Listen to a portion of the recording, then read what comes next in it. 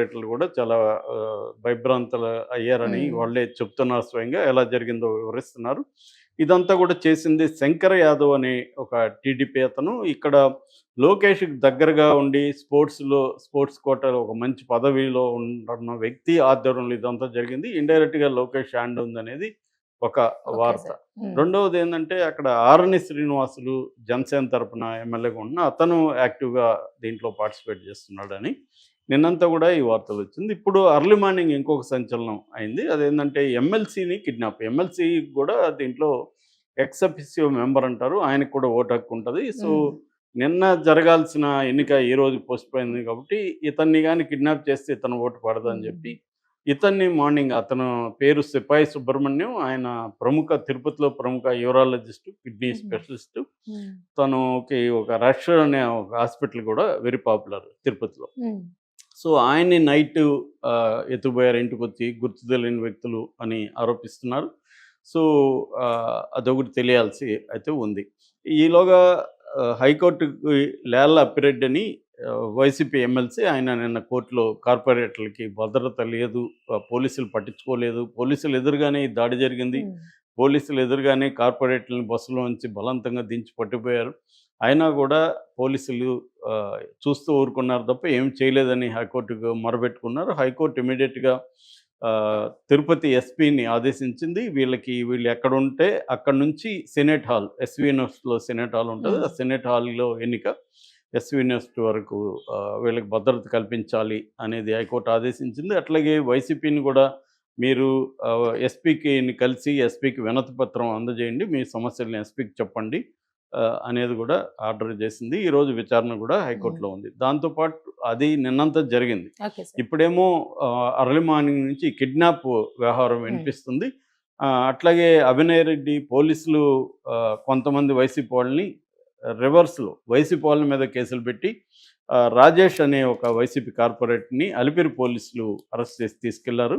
దాంతో అభినయ్ రెడ్డి తన వాళ్ళని తీసుకెళ్ళి ఆ పోలీసులతో గొడవ పడుతుంటే తెలుగుదేశానికి సంబంధించిన జేబీ శ్రీనివాసులు, పులిగోర్ల మురళి, కృష్ణ యాదవ్ ఇలాంటోళ్ళు పోలీస్ స్టేషన్ హ్మ్. వీళ్ళ మీద దాడికెళ్లారు. పోలీసులు అడ్డుకున్నారని చెప్తున్నారు. ఏదేమైనా ఘర్షణ వాతావరణం ఉంది. ఇటు టీడీపీ అండ్ జనసేన హ్మ్. దౌర్జన్యాలైతే చేస్తున్నట్టు మనకి అర్థమవుతుంది. ఇంతా చేసి ఈ పదవి 13 నెలలే. ఓహ్! సో, ఈ ఓకే 13 సార్. నెలల ఆ! పదవి కోసం హ్మ్. టీడీపీ అంటే కూటమి నాయకులు ఈ స్థాయి దౌర్జన్యాలకి పాల్పడడం అనేది అందరిని హ్మ్. విస్తుగొలుపుతుంది. ఎందుకంటే గతంలో ఇదే వైసీపీ అక్కడ ఎంపీ ఎన్నికలప్పుడు గానీ, మిగతా ఎన్నికలప్పుడు గానీ, ఇదే ఇంతకంటే ఘోరంగానే అక్కడ దౌర్జన్యాలు వైసీపీ కూడా హుహు. చేసింది తిరుపతిలో. హ్మ్.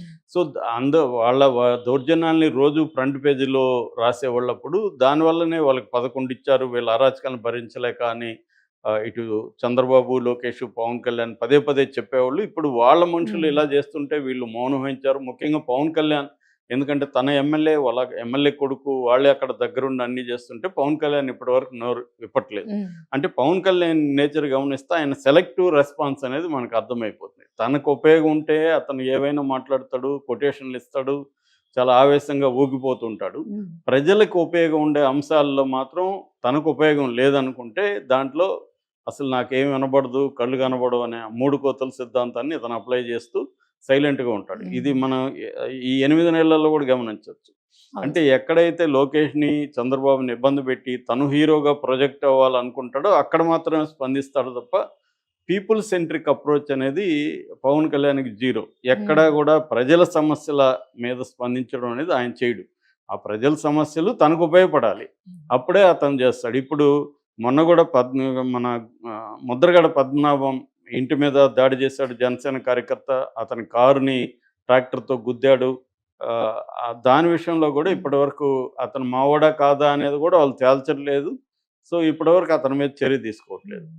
సో, ఇలాగ పవన్ కళ్యాణ్‌ని రోల్‌ని మనం గమనిస్తే అతను ఎప్పుడు గూడా జన సైనికుల అరాచకాలను అతనెప్పుడు ఖండించలేదు. ఖండించు. అతనికి ఇబ్బందయ్యి అతని స్లోగన్‌లో ఇంకోటి ఇబ్బందైతే మాత్రమే అతను వాళ్ళని కంట్రోల్ చేస్తాడు తప్ప, ప్రజలకి వాళ్ళ వల్ల ఇబ్బందులు జరుగుతుంటే ఎప్పుడు గూడా అతను వాళ్ళని కంట్రోల్ చేసిన పాపాన ఇప్పటివరకు పోలేదు. ఇప్పుడు గూడా అతని ఎమ్మెల్యే గదా! జనసేన ఎమ్మెల్యే వాళ్ళ హ్మ్. కొడుకు ఇది ప్రధానంగా అక్కడ చేసింది. తెలుగుదేశం వాళ్ళు గూడా దాంతో జాయిన్ అయ్యారు. సో దీన్ని పవన్ కళ్యాణ్ ఖండించాలి. అట్లాగే ఇదంతా కూడా ఒక లోకేష్ మనిషి అక్కడ చేస్తున్నాడనే వార్తలు కూడా వస్తున్నాయి. వైసీపీ వాళ్ళు ఆరోపిస్తున్నారు.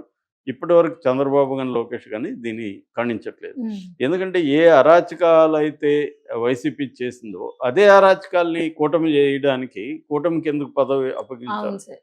సో నేను అందుకే చాలా సార్లు చెప్తుంటాను. ఈ దేశంలో ఏ రాజకీయ పార్టీకి ఇంకొక రాజకీయ పార్టీ కంటే బెటర్‌గా లేదు. హ్మ్. అందరూ గూడా సేమ్ ఉన్నారు. కాకపోతే ఏందంటే, మనం విసిగిపోయి ఇంకొకరిని పెట్టుకోవడం. కొద్ది రోజులు వీడి దగ్గర తన్నులు తిందాం, వీడి దగ్గర మనం దెబ్బలు తిందామని హ్మ్. ఒకరిని పెట్టుకోవడం. ఒకరి దగ్గర దెబ్బలు తింటుంటే మనకు బాలేదు. అంటే అని ఏదో మార్చే ఎక్స్‌పెక్టేషన్ సార్. ఇది కాకపోతే అది బావుంటుందేమో అని ఒక చిన్న హోప్ బాగుంటుందేమో కూడా ఉంటుంది కాదు. కదా! ఆల్టర్‌నేటివ్ లేదింకా. హ్మ్. సో, ఇద్దరు వెధవలున్నప్పుడు ఒక ఎదవని కొద్ది రోజులు 5 ఏళ్ళు హ్మ్. ఎన్నుకోవడం, వాడిని తీసేసి ఇంకొక ఎదవని రైట్ ఎన్నుకోవడం సార్. తప్ప బేసిక్ జీవితాల్లో ఏ హ్మ్. రకమైన మార్పు లేదు. చిన్న చిన్న తేడాలు ఉండొచ్చు తప్ప హ్మ్. ఓవరాల్‌గా ఎసెన్స్‌లో ఏ రాజకీయ పార్టీ ఈ సేమ్ మనం గాని గమనిస్తే మీరు ఒక 2, 3 ఏళ్ల పేపర్‌లు చూస్తే హ్మ్. వెనక్కెళ్ళి ఇదే వ్యవహారాలు అవును వైసీపీ సార్. చేసుంటది. హ్మ్.